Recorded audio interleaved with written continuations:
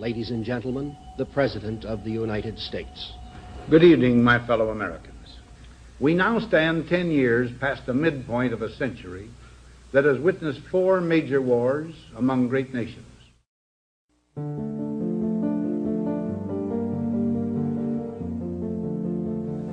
Until the latest of our world conflicts, the United States had no armaments industry.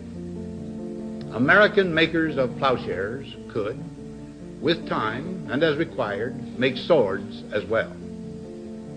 But we can no longer risk emergency improvisation of national defense.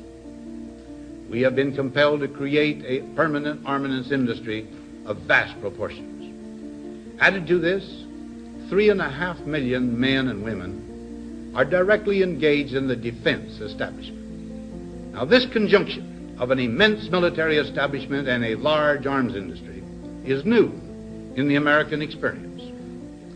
The total influence, economic, political, even spiritual, is felt in every city, every state house, every office of the federal government.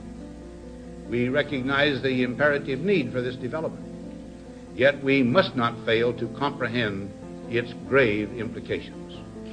Our toil, resources, and livelihood are all involved. So is the very structure of our society. In the councils of government, we must guard against the acquisition of unwarranted influence, whether sought or unsought, by the military-industrial complex. The potential for the disastrous rise of misplaced power exists and will persist.